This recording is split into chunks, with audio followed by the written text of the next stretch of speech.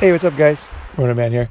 I was out walking yesterday, and I was just thinking. I was walking through this new neighborhood near where I am staying, and real nice, expensive cars. Like real nice. And I was just thinking to myself. I was thinking, I bet most of these cars were on payments, either leased or on payments, and I bet that the owners of these cars are reevaluating the value of these cars. And it got me thinking, not in the sense that they made a mistake. I mean, probably people that leased expensive cars did make a mistake. Let's face it. The world has changed. It's a new world today. There's new factors to consider when you make any decision, whether it's a decision what you're going to do with your time, or what you're going to do with your money, which direction you're going to go, what you're going to do with your energy, and even what you're going to be able to do.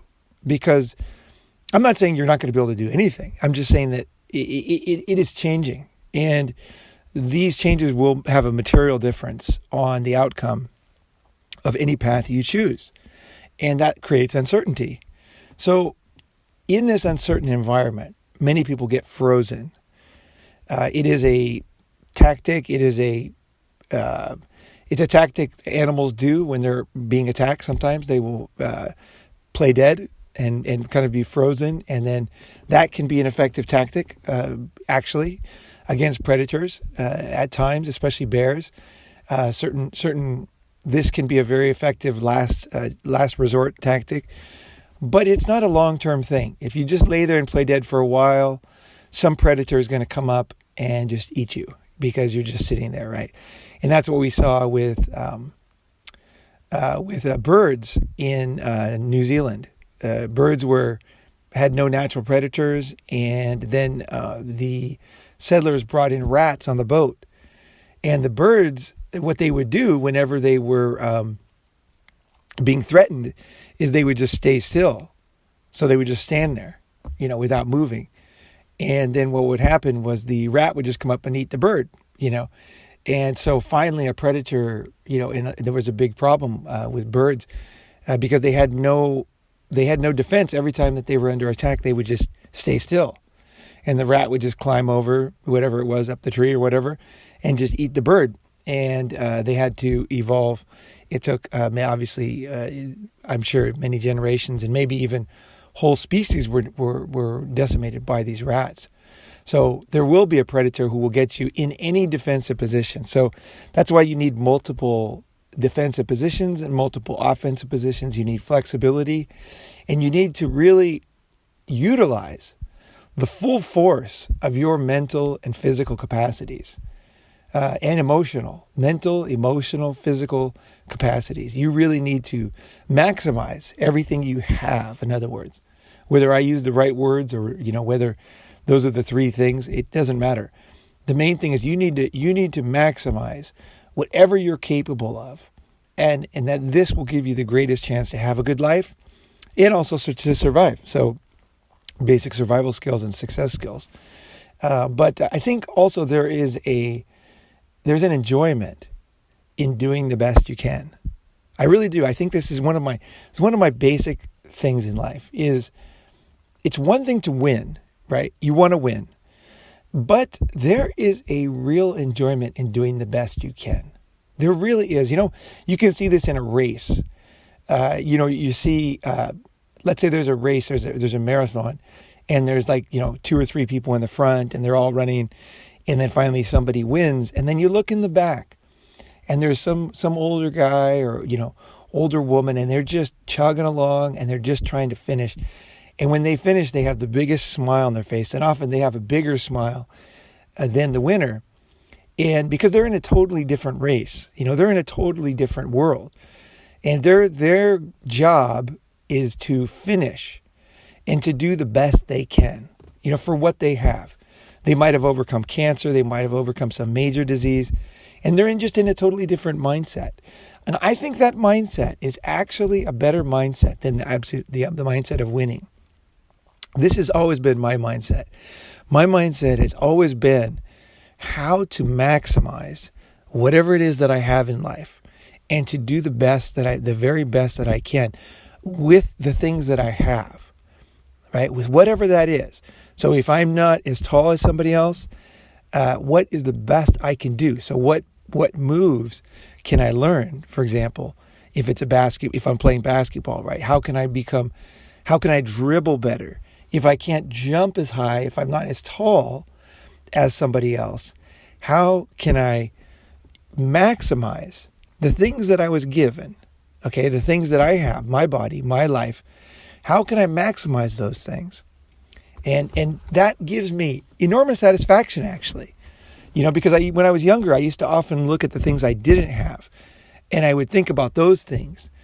And that didn't really do me any good, really. It was interesting to look at what other people had and to be honest about it, that other people are different than me and they have different skills. And sometimes I have skills that they don't have, and I need to recognize that, because it's easy to, let's say you are gifted with many skills and many talents, it works both ways. So if you're not gifted in some area or even in many areas, you want to look at what you can do, and how you can maximize what you do have.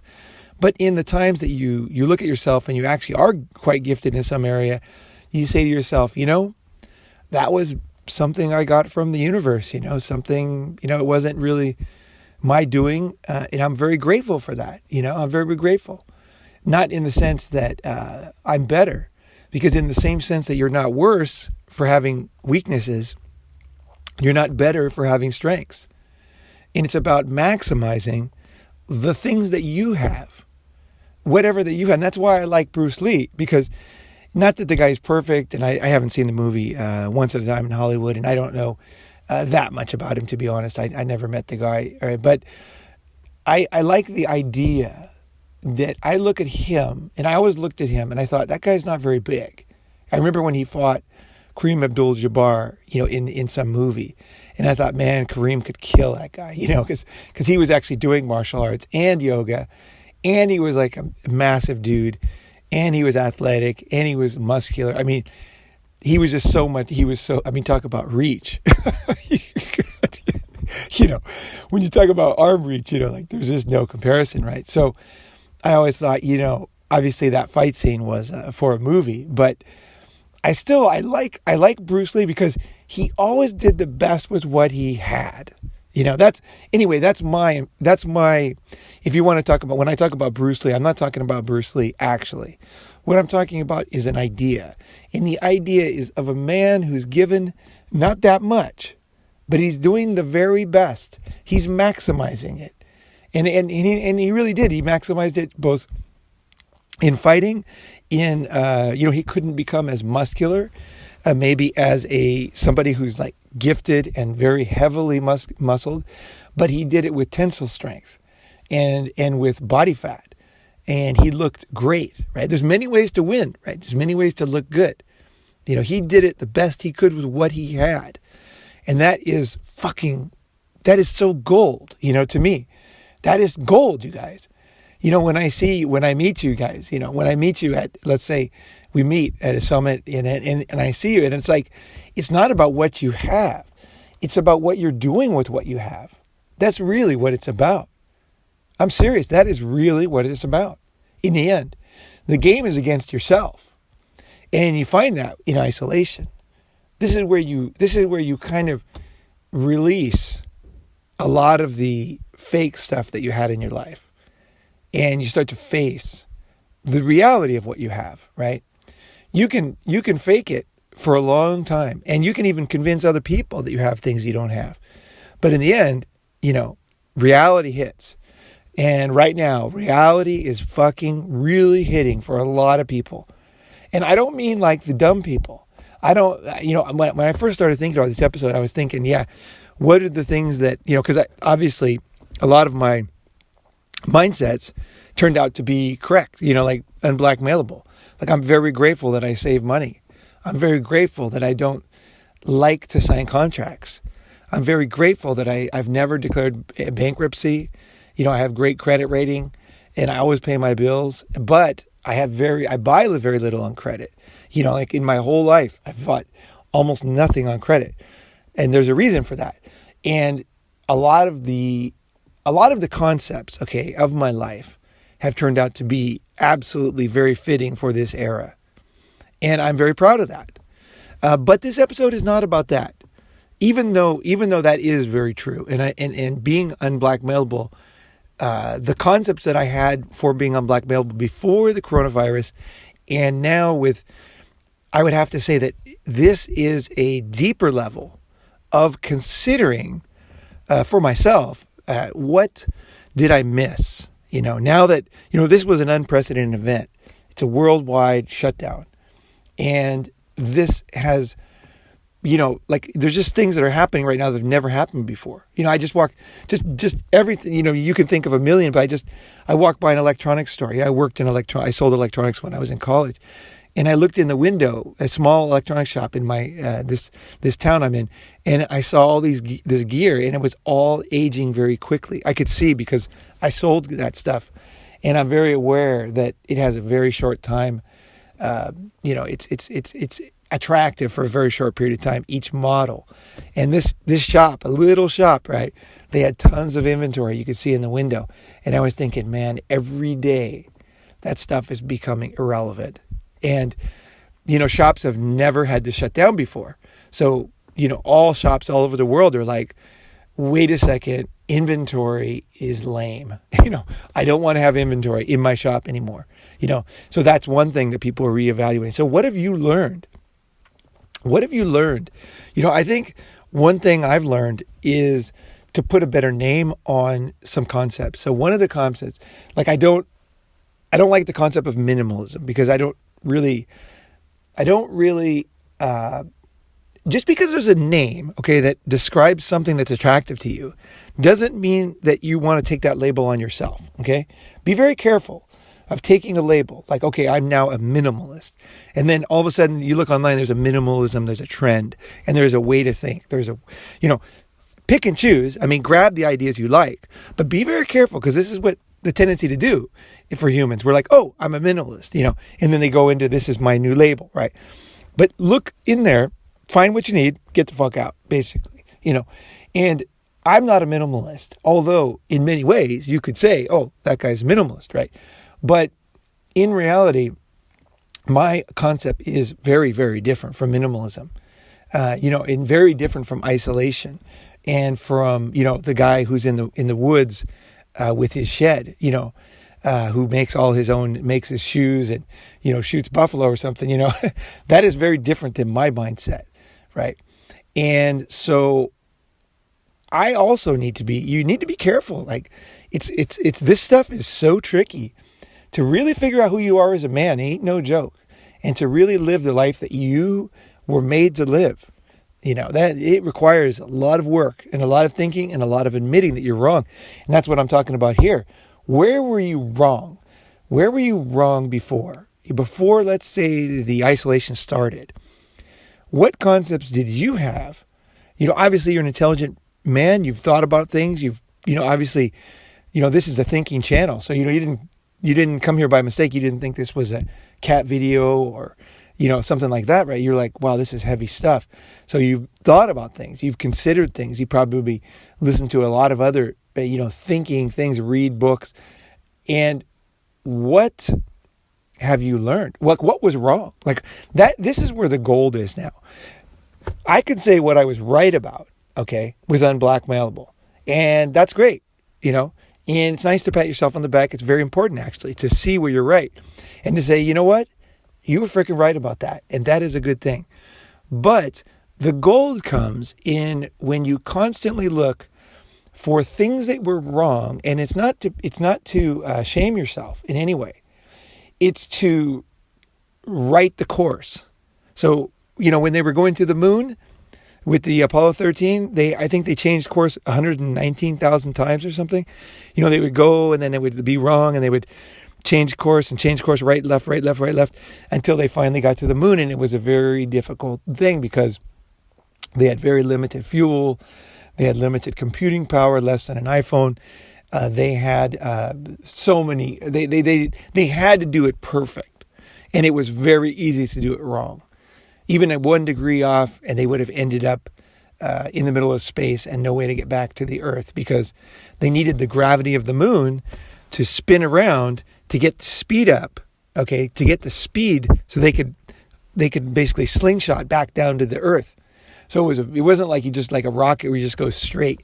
It was a tricky thing they were trying to do. They were trying to maximize what they had. Kind of like Bruce Lee, or kind of like I had this friend, Danny. He was a tiny guy. I remember when I was at college, when I was a little kid. This guy, Danny, I heard he became a professional bowler. Anyway, Danny was a tiny guy. He was like Bruce Lee. He was so small. But he was really athletic, and he really maximized what he had. And I remember watching him bat. And I was stronger. Like, I was a strong kid. By the time I was 14, I was a very sturdy kid. But he was not. He was tensile strength. He was very thin. And I remember the way he would bat, because I watched people closely, even back then. And I watched him, and I saw every muscle in his body was tensing as I threw the pitch. And like, it was like a slow motion camera I was looking at it with, because I was fascinated with the way he did things physically. And I watched him, and I could see his back leg tense up, and then his front leg would come off the ground, and he would swing, and he kind of would shake the bat a little bit to kind of get loose and like kind of allow himself to get more power. And then I would see him, like, as he came forward, and then his front foot would land, and he would just like, it would start to twist. And then as the ball came, I saw like it was an incredibly complex movement. But what it was is he was just absolutely maximizing the amount of weight he had and the amount of strength he had. And it was just really fun to watch for me, and very instructive too. The guy was just so athletic, and I noticed these things, I was like, wow, look at that, that guy's amazing, and I don't know I'd be interested to meet him now. So I think that is like one of my mindsets in life. Yeah. So, okay. So now what have I done wrong? What have you done wrong? What did you do? What did you see? What did you think then that is actually incorrect? There's so many things. So I'm going to give you a couple lists of things in my mind. One is a high risk lifestyle or a low risk lifestyle. Okay. So a high risk lifestyle, I couldn't put it into words before, but now I think that's one of the best words. So for example, I talked about it before, but now I got a label: high risk and low risk. So for example, let's say that you have money in the bank, and let's say that you save money every month, and you have no debt or very little debt, and then you pay your bills every month. And if you lost your job, you would be fine. Basically, you don't have any debt. The only thing you have to cover is, let's say, your rent and food. And maybe even like your rent is very limited. So it's not, instead of having 4 rooms, you might have 2 rooms. Instead of having a large house, you might have a small apartment, right? It's basically, you're not just debt is low risk, but even, you've looked at the amount of space you need, and you're like, I don't need all this space. You're like, what's the point of all this space? And that space creates risk. It creates, essentially, it's like an Achilles heel that could ruin everything, really, for your whole life.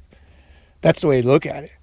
Every time you add in these unnecessary things you haven't thought about, like you unthinkingly spend money, you unthinkingly commit yourself to a financial contract, these are the things that can really ruin your life, essentially. And I think that, a lot of people are now, so let's look at it. Okay, so one thing that you might have not looked at is space, okay? So in Tokyo, one thing I really learned is that humans need very little space to live. Very little space. If you look at Tokyo, okay, look at the apartments in Tokyo. Go online, search for 1-room apartments, Tokyo, and then look at these small rooms. Now, they look small, and a lot of Americans will think that is a very bad lifestyle. And this is just where it drops off there. That's it. Done. But I have been, waiting years to say this, but I will tell you this, that one room, I never lived in one room. A lot of my friends did. I had different places, actually. I don't know why I didn't want to live in them. They're everywhere, and everybody lives in them. Maybe because I wanted to be different anyway. I found a bigger place that didn't have a shower, and I used to use the gym. For 10 years, I lived without a shower. And, like it was actually the best 10 years of my life, And it's just like, I can't, this is the rampage period, right, of girls coming over. And it was just fantastic. They didn't mind that I didn't have a shower, trust me. They were not too worried about that. Okay, so what, let's see. So space. Okay, so space. Do you need a lot of space? Okay, is space something, think about space, guys. How much space do you need? Look at those one-room apartments. Now, why is Tokyo considered one of the best cities in the world to live in? This is the way most people live. Most young people live in places like you're looking at now. If you're looking at a one-room apartment. And so how could life be good there? I mean, a lot of Americans just say, that's total bullshit. You couldn't live there. That's insane. That's like a rat. That's like a rabbit hutch. That's, but it's deceptive. It's very deceptive because in Tokyo is a very vibrant city and there are a lot of things to do. There is, now of course this is during lockdown, it's temporarily not like this, but it's a city that is full of life, full of parks, full of amusement parks, full of that literally everything that, like humans enjoy is there. Basically any type of entertainment, any type of live show, music, concerts, the sex industry, any like self-help learning, there's beach, there's ocean, there's car racing. If you want to race cars, if you want to drive, there's speedways that you can really like take a course and actually learn how to crash a motorcycle at over 100 miles an hour around a corner. Every single thing you want to do is pretty much available in Tokyo. Good surf, very close by. And so when you live in this small apartment in Tokyo, okay, what do you do there? Americans look at that and they say, that's absolute living hell. But I would say, okay, let's look at it another way. We're in quarantine now, guys. There's time to think about these things. Time to throw the bullshit away, okay? Time to throw away the way that you've thought your whole life, every single day, almost like a cyclone, the same ideas around and around and around. Time to throw those out. Let's go with some new ideas. So imagine yourself, you're in this, you come home to this little apartment in Tokyo. And, okay, one thing is, whatever you're around, you get used to. Okay, this is a strange thing about humans. So people that are in prison for a long time, they get used to it. People that are sick basically get used to it. When somebody has a tragedy in their life, like a terrible, terrible tragedy, and they interview them, I'm not going to give the name of the tragedy, type of tragedies, because it's just too tragic, but it's terrible to think about. But when that happens and they test them 6 months later, 2 years later, the person actually achieves, they on a test, they get the same level of happiness they had before the tragedy after a couple of years. And that's because they go back to their homeostasis, their standard happiness level, right? And that despite this new terrible thing that happened to them. See, so there's two aspects. One is that you have a level of happiness, and that happiness really long-term doesn't really change, depending on no matter what happens to you. If you have a level of happiness, that's basically your level of water, okay? And you will rise up. So when something bad happens to you, it's just temporary. It temporarily affects you, but long-term, you're going to come right back up to wherever your level of happiness is. And the other thing is you will become accustomed to where you live.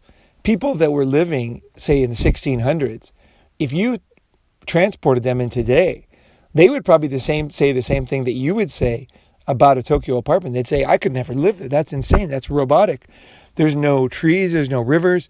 But you ask people today, are you, like, well, how do you feel? And they say, well, things are pretty good, I'm fine today, blah, blah, blah. They have adjusted, we have adjusted to the way we live, to the things that are happening. That happens when populations grow, people adjust. And also when there are mass tragedies and people disappear, like the tsunami in Japan. People adjusted. And then they just go back to basically living their lives. And that's what happens. People adjust. So that aspect of space, see, sometimes you have to force yourself to adjust. Okay. I'm telling you now, if you lower the amount of space you live in, you will be temporarily kind of offended. But long term, you won't even notice it. You'll be like, after a while, you'll just become more efficient with use of space, and you'll pack things in, and you'll think about that more, but you'll have the huge advantage of thinking. Okay, people that go with big space, they just don't want to think. Seriously, that's a lot of people. They just basically accumulate a lot of garbage from stores, and they allow their family, whoever, to accumulate garbage, whoever's there. And then if they need more space, so they get a bigger house and they fill it full of garbage. And then the garbage just becomes too much. And then finally, when they reach the limit of their finances and they reach the limit of, size of houses in their area, they finally have to start thinking of, okay, what do I have to throw away? Don't be like that. Fuck that. No, you're like the opposite. You are like, nope, I'm going to do this early and I'm going to do this hard. And I'm going to really think about what I need. I'm going to really think about it. You want to be at the point where that guy who lets his house get bigger and bigger and bigger, and then finally he just has too much garbage. He finally has to start to say, okay, what do I need? What do I not need? And then he starts to throw stuff away. You want to be like that from the beginning. Like literally, what do I need? Yeah, what do I need to live a fantastic life? And by doing this, you set yourself up for success. This is it's not a saving money exercise. This gives you flexibility. This gives your mind flexibility. It gives you financial power. It gives you a sense of accomplishment. It allows you to make better choices about things. So instead of buying, let's say you want to make some kind of soup, right? Instead of buying several things, you might buy one pot that could be used for many things. You could make soup with it, like a crock pot or something. You could make all kinds of things with it with one thing. You might, because you're going to think, okay, I want to make soup, but I don't want to have like a soup maker, or this maker, or that maker, this, no. I'm going to think of what would be the one thing that could make a lot of things that I want. That's the kind of thinking. Yeah, because you do have to buy things. Obviously, you need things in your house. So you want to do it as just absolutely efficiently as possible. And when you do this gives you, and I think it's what a lot of people don't realize, is it's kind of like getting in shape. Like you just have a fucking body that's ready to move around. It's like you just have very little cost, and you can just like, I'm going to take off. I remember in Tokyo, I had a very I'd have to say a very smart lifestyle, and I had a lot of income, and I just decided I was going to go to India for 4 months, and I just basically, my rent was so low, I had the place with no shower, my income was so high, I was like, okay, whatever, I just basically quit where I was working, and I just, kept letting the money, basically pile up in the bank when I was gone from, deals that I had done that were getting paid. And I went to India and I bought a motorcycle. I bought a Bullet, a 350. It was an awesome motorcycle. And I brought my surfboard and I went to India for 4 months. I started in Bangalore. Not in Bangalore, in Chennai, down in south. And then I just basically went along the coast over to a city called Mahabalipuram, and then to Pondicherry, over to Kerala, up the coast. We came back then once. I went to Bangalore, to the basically the Silicon Valley of India.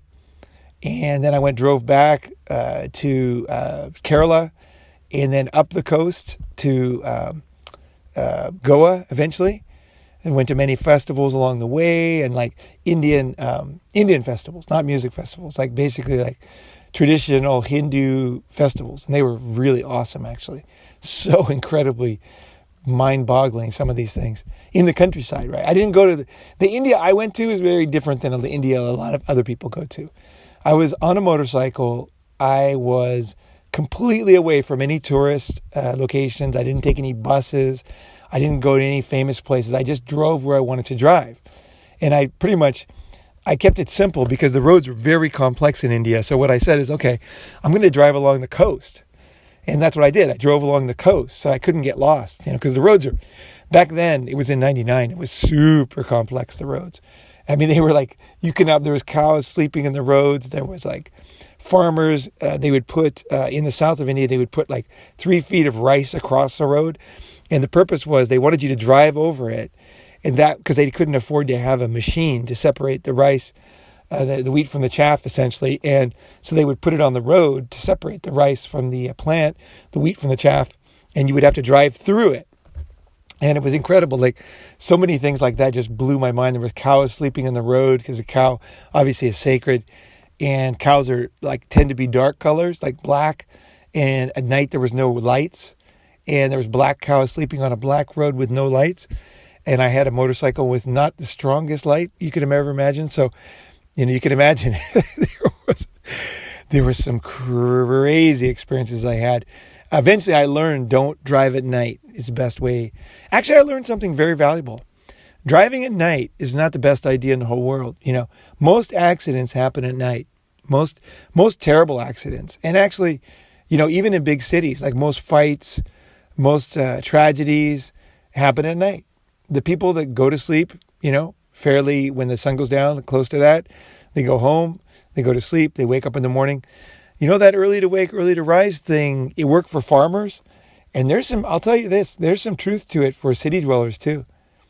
This is the truth I learned over time. Because I remember I went to Bangkok and I woke when I would be jet lagged. I woke up like say 2 a.m. and I couldn't sleep, right? So I went down to the convenience store and I saw a fight like pretty often. I was like outside my place. There was like bars and stuff. And I was like, whoa. And I was like, wow, because in the daytime it's very peaceful, right? So, I got woken up, that I'm living the right lifestyle I want to live, right? For right now, my life. But so that was something, that's actually a deep truth. I learned driving in India and also over my lifestyle, because sometimes I rebel against the truth. I don't want to know. I'm like, no, it's the same. It's the same, but not really, right? It's easier to crash at night. There's more drunken people at night. There's more crazy people at night. There's less other people to help you at night. Hospitals are less staffed at night. It's obviously harder to see at night. There's just, so many different things that are just a little bit different at night, even in cities like Tokyo, it's always a little safer in the day as far as accidents, as far as just anything, theft, the more things happen at night in general than they happen in the day. So, you want to increase the percentage of things in your life, just take these little truths into, account, just think, well, why, for example, if you work at night, it's different, right? But if you're just sitting there, let's say from 9 o'clock until 12 o'clock, watching Netflix and drinking coffee, smoking cigarettes, you might want to reconsider that. You might want to say, those 3 hours, pretty valuable, right? Pretty darn valuable, especially in the early morning. Like right now, it's early morning. Woke up at 6 and I feel great, And so I would say that one thing to look at or to learn is space, high-risk lifestyle. Are you living a high-risk lifestyle that you didn't realize? And I can see that some aspects of my life were high risk for this new era. So in other words, traveling right now is impossible, basically. Almost impossible. So my life as a person who travels is also I'm putting that into question. I'm thinking, maybe it's best. Maybe I will set up my base camp here in America. And that is that will not change. I will not, just so you guys know, that doesn't make me become the way people are, live here. I am very, I have, like it's hiding in plain sight is basically what it is I might look like it to other people, and that's fine. But it's very different because it's just, I could never live like that. I could never, once you really take the red pill, like really, you just can't go back. Like you just can't, there's just no way. Like things become very obvious, Like right now, I look around at guys who are married and I see unhappy couples. Whenever you go to a restaurant, you'll see a lot of unhappy couples. Whenever you go out, you'll see a lot of unhappy couples. And then I just think to myself, geez, that is the biggest complication and the biggest financial, emotional, time complication, and obviously fails a lot. 80% of divorces are filed by women. So I would say that it works better for women, but for men, when you're making a commitment like that, okay, like basically it's an all-in commitment. That's what even marriage counselors always say, is marriage is not 50-50. It's 100-100. It's 110 and 110. That's what a real marriage counselor will tell you. So it's more than just, it's so much more than buying a car or buying a house or having a child or sharing expenses or taking the risk of another person or not the inflexibility that you have the more people involved in something, the less flexibility it has, right? If you want to go traveling and you just say, hey, I want to go to Europe, you just buy a ticket, right? If you have to get your wife to go, that could take years. That could never happen because she just might not want to go. And, that's just the way it is when you have a couple, right? It just automatically changes kind of every aspect of your life, right? All the aspects of freedom that, men want is really like all in question now. Like really all in question. I know guys they have to watch their vocabulary. They are not allowed to do things that they like to do at home. I mean, just simple things like they might want to be in the garage, or they might want to watch a certain sport, or they might want to, just something that they just like to do. That's something that makes them relax, And, I know guys, like I'm in a surfing town right now, and I know a lot of guys who their wives, basically, they won't admit it. The guys won't admit it, but these are guys I know very well. And their wives won't let them surf. I have no idea why. Maybe guys do similar evil things. I don't know. But I know for sure as a guy that it just is absolutely amazing to me that a man would allow himself to be in a position where he's not kind of allowed to do the thing that is the thing that opens his spirit up. I mean, the thing that is like, it's not just something he likes to do. Surfing is not just something you like to do if you're a surfer. Surfing this is why it's so addicting. I got to say, I've done a lot of sports. I play sports. Like I do every sport. I can't even think of a sport I haven't tried.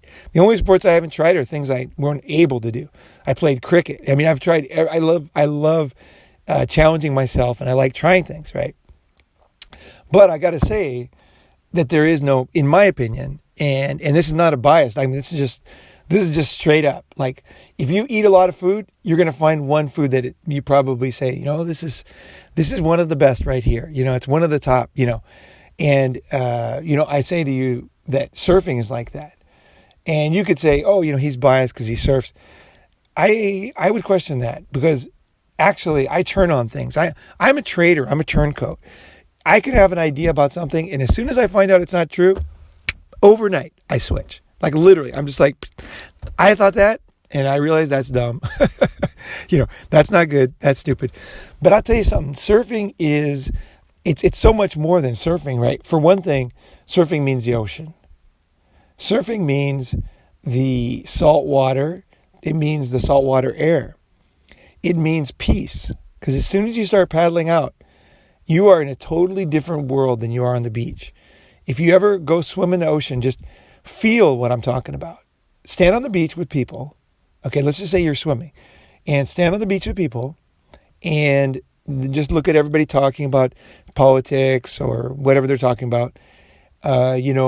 Bragging or, their jobs or what university they went to, or how muscular they are, whatever everybody's like just showing off, or everybody's just whatever they're doing. They could be a homeless guy on the beach, there could be somebody with a metal detector, there could be a fisherman, whatever it is. Look around. Okay, you got the man-made world, you got buildings everywhere, right? There's a certain world there on the beach, on the earth. And then go out in the ocean, start to walk out in the ocean, start to swim, and look at the world around you out there. It's completely different. I can tell you this. You can be in a very kind of crowded mindset, where your mind is not clear, and then you just say, you know what, I'm going to go in the water, and then just kind of go out there. And as soon as you get out there, you're going to look with the eye that I'm talking about. Look how far people are away from you. Look how far man-made things are away from you. Sometimes I like to swim very far out. Now I'm a good swimmer, so if you're not a good swimmer, you might want to stay in. But I say that for legal reasons. I don't really mean that. But legal. If someone can't swim, obviously I don't want you to get in trouble. But I think at the same time, the way that you become a good swimmer is by challenging yourself. Okay, and you want to challenge yourself, obviously, in smart ways. But if you don't challenge yourself, and you sit there saying, "Oh, I'm going to stay by the shore because I can't swim," dude, you're on the wrong mindset. You want to swim in life. You want to venture out in the dark waters. You want to challenge yourself. Okay, it's not like society will tell you, "Oh, you can't do it, so you need to be careful," and that's it. It's like fucking ice cold, end of story. You are a handicapped person who cannot do what others do. And I say that is not true. Now, you take risk, and with every risk comes the very real possibility that you will roll snake eyes in life. And that is something that a man has to live with. And in the end, and this is what nobody really talks about, is that we all die at the end. So it's not like if you died, you lost. Everybody loses, okay? Everybody dies. We all die. We will all pass away. Everybody listening, me and myself, there'll be a day when none of us will be here. And probably nobody will remember us. And that is, to me, that's a very freeing thing. I'm not trying to create something. I want my ideas to live on. I hope that my thinking will be able to help people after I pass. And I'll give you an example. I was listening to a YouTube channel, this guy, and he gave me an idea, and it was absolutely life-changing. Yesterday, actually. I woke up yesterday morning listening to this guy, and because I had it playing when I was sleeping, I had it on autoplay, YouTube. And I do that often. I learn at night. And I woke up listening to this guy, and he gave me an idea I had never considered. And I tried it. I tried his technique. And I went into I actually had a very, very deep realization yesterday. Very, very deep, actually. And I woke up, and I was laying there, and I was like tears streaming down my face. It was like really incredible. And I'll tell you what was really incredible about it was that guy that made the video is now no longer in this world. He passed away, and he made this series of videos before he died. And I really thought about it. I want Ronin Man to be like that. I want that I am passed away at some point, and somebody's listening to Ronin Man going, wow, I'm so glad he passed on this idea, this thinking, that's what I want to do. I want to pass on a way of thinking, so I think this is what I really learned through this isolation, is that my goal here with Ronin Man is to pass on something after I'm gone, so that the ideas are so true and so helpful and so cleansing that people will be able to change their life just simply by listening to my voice after I'm gone. And that is really a beautiful thing. And that is the beautiful thing about YouTube, actually, is that YouTube, people bag on YouTube, but YouTube does not charge hosting fees. And so YouTube videos, they do carry on. And so this guy's channel is still there. And I want my channel to be there. And I want I really, yeah, I mean, that to me, that's like one of the most beautiful things. I don't know. Maybe it's just an idea I'm fascinated with right now. But anyway, it's not about even things in the moment or any kind of career or lifestyle. My ultimate goal is to pass on ideas that help people. And I don't mean humanity. I'm not looking for the mass of humanity. I'm talking about you, the guy that's you listening right now. You're still listening. I want to help you, that you can change your life and you can improve your life, even whether I'm here or not. That you'll be like, wow, that idea, I'm going to connect that to another idea, and now I'm at this new place, right? So what have you learned?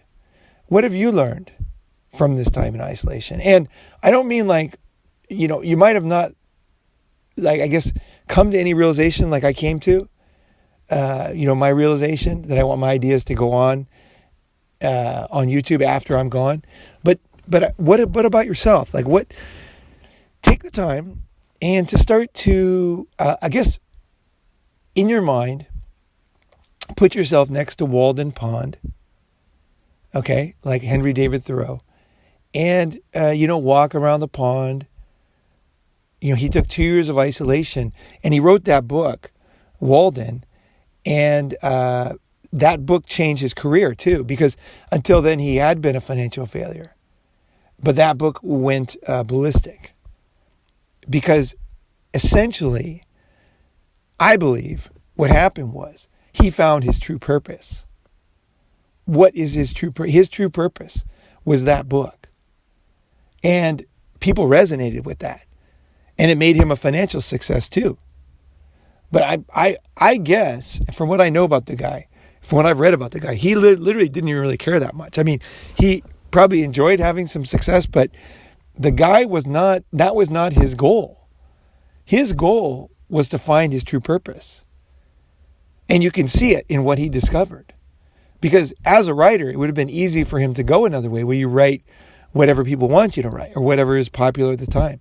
But instead, he went for 2 years of isolation. By the way, 2 years of isolation is not a great way to make money. It never was. Not back then, not now.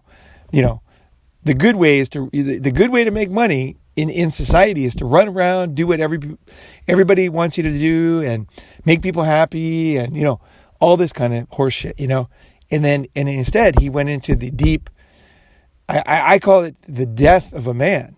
He went into that. Men are like darkness, like a black hole, or like the silence of death. That is a man, and that is a man's power. In the center of every man is that death.